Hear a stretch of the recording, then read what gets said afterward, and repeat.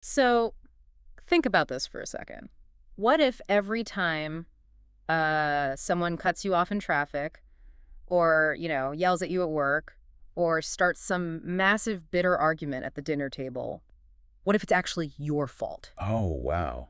Starting right out of the gate with that. I mean, not metaphorically either, like literally your fault. Right, because usually when we talk about why we're unhappy, we definitely look outward. Exactly. We build this intricate case for the prosecution. We say, my boss is completely unreasonable, or the traffic was an absolute nightmare, the economy is a mess. It's like we're lawyers, Yeah. just presenting this carefully gathered evidence to a jury to prove exactly why it's the universe's fault that we had a terrible day. Yeah, we really like the problem to be out there, visible and totally separate from us. Completely. It's safer that way. It is, but then you stumble across a piece of writing that takes all that meticulously gathered evidence and just tosses it completely out the window. And holds up a pretty terrifyingly clear mirror instead. Yeah, a very clear mirror. And that is exactly what today's deep dive is all about. We are jumping into a philosophically dense, really fascinating essay from December 2023. Right. It's by an author named Swiffing, and it's titled An Analysis of the Sources of Human Happiness and Suffering. So consider this your official invitation to just rethink everything you know about why you feel the way you feel. Because our mission today is to investigate the fundamental origins of human joy and pain. We're looking at a radical premise about personal responsibility, why our closest loved ones actually cause us the most profound pain. Which is a heavy one. Oh, it's so heavy. And finally, we'll look at a highly specific, unconventional lifestyle model that the author proposes as the ultimate cure. Before we unpack all the mechanics of this, though, we do need to set a vital ground rule for this deep dive. Yeah, please. This is important. Because this text touches on profound philosophical, ethical, and honestly, potentially religious themes, specifically concerning human morality. And this movement the author introduces known as Lifechanyuan, or Lifechanyuan.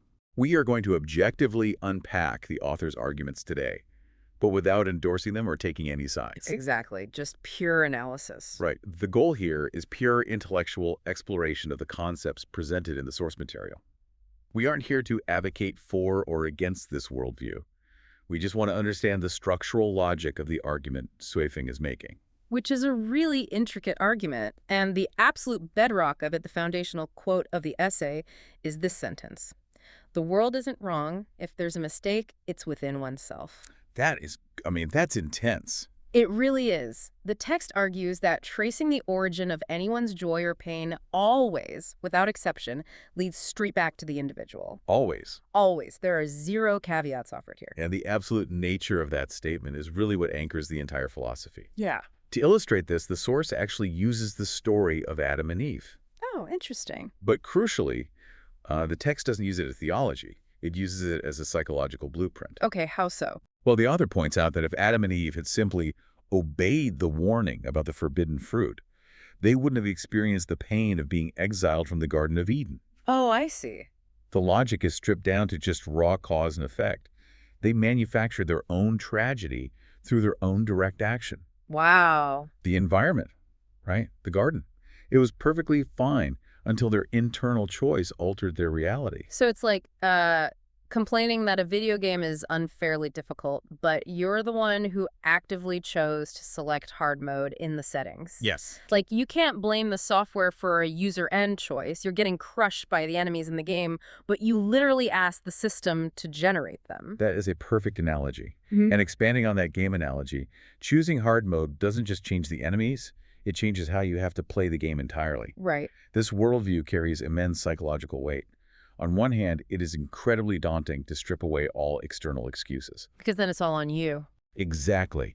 It means you have absolute culpability for your emotional state. You can no longer blame the traffic, the boss, or the economy because your reaction to those things or your presence in those situations is a result of your own navigational choices. It's a tough pill to swallow. It is.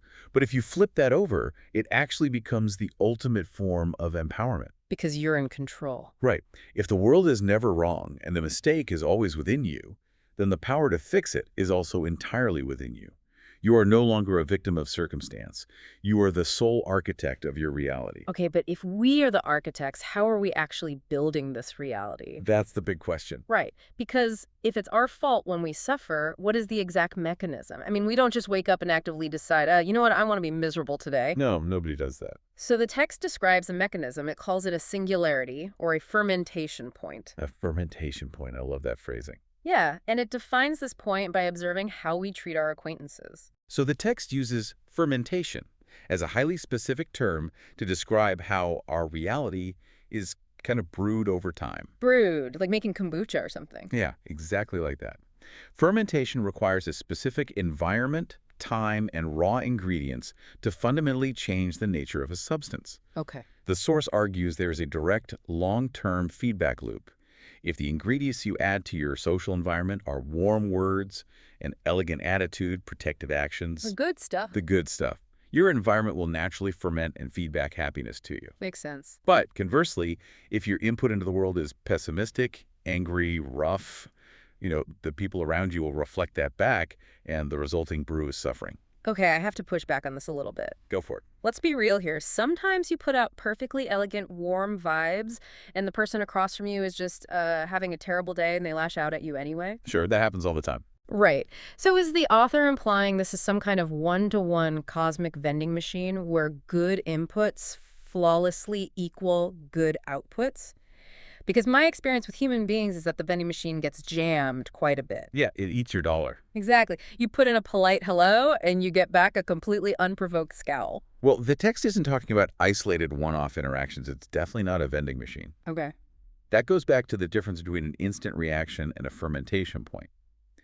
The text is asserting that your baseline attitude acts as a filter over the long term. Hmm. It's the aggregate of your behavior. Ah, the aggregate, so the big picture. Exactly.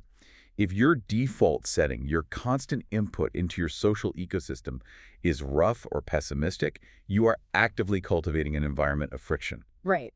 So when someone lashes out at you on a Tuesday, your overall fermentation point dictates how you internalize it, how you react to it, and whether you escalate it into a cycle of suffering or just, let it dissipate. The text asks you to look at the long-term harvest of your social interactions, not just the weather on any given day. That is deeply ironic, isn't it? How so? Because if our aggregate interactions dictate our happiness and it's a feedback loop based on our inputs, then logically the people we interact with the most, our closest inner circle, should be the greatest source of our joy. Oh, I see where you're going with this. Right. Because they're the people we invest the most time and energy into fermenting a relationship with. But the text takes a sharp, highly relatable turn into the exact opposite reality. It creates a really stark juxtaposition here. The text provides an extensive list, stating that the closer people are to you, the easier it is for them to bring suffering. Yeah, the list is wild. You list parents, children, spouses, lovers, neighbors, relatives, friends, classmates, colleagues, superiors, subordinates, and even idols and fans. Basically everyone. Basically, yeah. Anyone who crosses the threshold from stranger into known entity becomes a primary source of potential pain. Think about your own life for a second. You probably have an infinite reservoir of patience for, say, a clumsy waiter who drops a fork. Oh, for sure. You smile, you say it's no problem, you leave a nice tip. Exactly. But if your spouse forgets to take out the trash or leaves dishes in the sink, it can ruin your entire evening and start a massive argument. It's so true. The author makes a very specific observation about demographics here, highlighting that middle-aged and elderly people feel this phenomenon the most deeply. Which makes sense chronologically. Yeah, after decades of managing these close proximity relationships, they experience profound helplessness, sorrow, and what the text translates to as an unspoken bitterness. An unspoken bitterness. That is such a heavy phrase. It is. Why does proximity breed this specific type of unspoken bitterness? Is it because the closer we are, the more we drop that elegant and warm attitude we use for strangers? That's exactly it. With strangers, our emotional stakes are incredibly low. We have the energy to maintain that elegant, warm filter because the interaction is brief, right? And it has no bearing on our survival or long-term comfort. Right. We can fake it for 10 minutes. Exactly. Huh. But with spouses, children, or parents, the feedback loop is instantaneous. It's highly magnified, and it is inescapably bound to our daily lives. You can't just escape it. No, you cannot simply walk away from the environment you are fermenting together. The unspoken bitterness of middle age that the text points out is the result of decades of this high-stakes, inescapable feedback loop. Just grinding away. Yeah, after 30 years, the elegant mask slips permanently, and raw, unfiltered egos are constantly rubbing against each other in these confined spaces. The reservoir of patience just drains entirely because the proximity amplifies every tiny piece of friction. And the thing is, humanity has known this for a long time. High friction suffering in close proximity to other humans is definitely not a modern discovery. Oh, not at all. We experience this inescapable friction with our families, and in response, we have spent thousands of years building massive systems to deal with it. Right. The text states that humanity has tried to solve this interpersonal friction using morality, ethics, religion, and law. The author specifically calls out traditional virtues, Like which ones? like benevolence, righteousness, propriety, wisdom, trust, warmth, respect, frugality, and yielding. These are the supposed cornerstones of civilized society. Well, if you look at those virtues objectively through the lens of this text, they are essentially behavioral rules designed to mitigate the damage of proximity. Okay, explain that. They're basically instructions on how to not hurt each other when you are stuck in the same room. Ah, Think about it. Yielding implies there is an inevitable conflict over resources or space that someone must back down from. Frugality implies a baseline of scarcity that causes anxiety. that's a fascinating way to look at it. The author is suggesting that these virtues only exist because the system we live in is inherently broken and prone to conflict. So it sounds like the author is saying that laws and morality are basically just noise-canceling headphones. I like that. Noise-canceling headphones. Yeah. They might muffle the screaming from the person next to you so you can barely tolerate sitting in the same room, but they do not actually stop the person from screaming in the first place. They Yeah. just make the symptoms slightly less agonizing. The author draws a really hard line between managing conflict and curing conflict. Law tells you the penalty for acting on your rough impulses. Right. Morality makes you feel guilty for having those impulses. But neither of them changes the fact that the impulses exist in the first place because of the friction of proximity. They don't fix the root cause. No.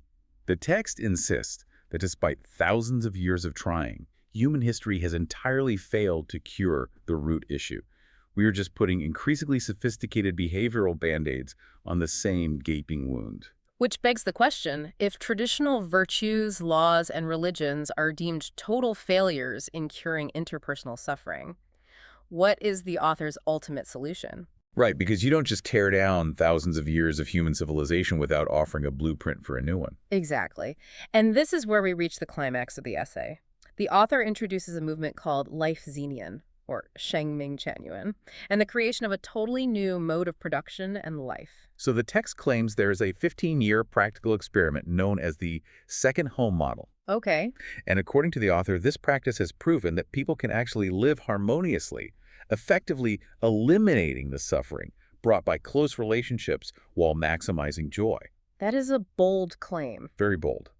Forfeng declares this as the singular model in human history capable of solving life's troubles. The phrase, a new mode of production and life, is what really stands out to me. The solution to deep emotional bitterness isn't just like a new mindset, a better therapy technique, or a stricter moral code. Right. It involves entirely changing how we produce things and physically live. Hmm. But how does a macroeconomic production model cure a broken heart or stop a married couple from fighting over the dishes? This is really the crux of the author's argument. Think about a traditional nuclear family. Two people are responsible for 100% of the economic survival, child rearing, domestic labor, and emotional support. It's exhausting just listing it all out. It is. That is an immensely high-pressure production model. Yeah. The second home model attempts to cure this by restructuring the physical and economic environment. It's about pooling resources and conceptually dissolving both the private ownership of property and the isolated family unit. Wow. Dissolving the family unit. Conceptually, yes. Think of a traditional marriage like two people trying to carry a grand piano up a narrow staircase. Oh, I've seen that go wrong. Every stumble, every moment of fatigue causes immense frustration directed entirely at the other person because they are the only other one holding the weight. You dropped your end. Exactly. The second home model proposes taking that piano apart, distributing the pieces among an entire community, and carrying it up a wide ramp. The heavy lifting, the economic and domestic burden is decentralized. Okay, I see. So if a marriage experiences friction in this second home model, The couple isn't trapped by a shared mortgage or sole provider anxiety or the sheer terror of how they will afford childcare if they split up. Exactly. The friction is diluted across a broader community, lowering the stakes of the interpersonal relationship. The spouse is no longer a mandatory tool for basic survival, they are just a companion. Precisely. The author isn't suggesting we just try harder to be nice to each other while carrying the piano. The author is suggesting that our current physical and economic structures are the very things generating the friction. The structure is the problem. Yes. By changing the mode of production, you remove the environmental pressures that traditional morality constantly has to suppress. It makes a lot of sense when you put it that way. The text argues that once survival, resources, and emotional burdens aren't entirely placed on the fragile shoulders of two people in an isolated home, the pressure cooker is just turned off. The heat is gone. Yeah. The unspoken bitterness evaporates because the inescapable dependency that breeds it is gone. The author is actively calling for global attention to this model from anyone who is exhausted by interpersonal strife. This has been such a journey. Let's trace it back really quick. We started from the radical idea that all of our suffering is self-inflicted, that Adam and Eve principle, where we are actively choosing hard mode and manufacturing our own tragedy. Right. From there, we looked at the fermentation point, realizing that our baseline attitudes dictate the reality we brew over time. That led us to the proximity paradox. The realization that our closest relationships, our inner circle, are the primary battlefield where this suffering ferments. Leading to that profound unspoken bitterness of middle age. Yes. And from there, we examined the historical context. We saw how traditional systems, thousands of years of laws, religions, and moral virtues, have acted merely as noise-canceling headphones. They manage the symptoms of this proximity friction, but utterly fail to cure the underlying disease. Just muffling the screams. Yeah. And finally, we arrived at Swithing's claim that the only historical cure is a total systemic overhaul. The second home model, a completely new mode of production and life that dissolves the isolated pressures of the nuclear family. It is a massive, sweeping argument that challenges the very foundation of how we organize our lives. And I think the most valuable thing you, the listener, can do right now is apply that initial mirror to your own life. Absolutely. Look at your fermentation point. Are you caught in a positive feedback loop of elegant attitudes and warm inputs? Or, if you're being entirely honest with yourself, are you starting to feel that unspoken bitterness the text describes when you walk through your own front door? It's a tough question to ask. It is. But the value of exploring a text like this isn't necessarily in immediately packing your bags and adopting its communal solution. It's in using its diagnostic lens to examine the reality you are currently manufacturing. Right. It forces a reevaluation of the friction we just accept as normal. We spend so much energy trying to be better people within a system that might inherently breed conflict. Understanding the mechanics of that conflict, how proximity and economic pressure amplify our rough edges, gives you a new framework for understanding why the people you love the most can sometimes frustrate you the deepest. As you think about the reality you are building today, I want to leave you with one final lingering question that builds on the text's ultimate conclusion. Let's hear it. If the author is right that our suffering is intrinsically tied to the high-pressure proximity of our loved ones, and that traditional systems of morality have utterly failed to fix it, does that mean the traditional nuclear family is fundamentally incompatible with true human happiness? Oh, man. Right. If the second home requires a totally new mode of economic life to achieve peace, will future generations look back at our current family structures not as safe havens, but as emotional traps we finally had to outgrow? Keep questioning your world. Thanks for taking this deep dive with us.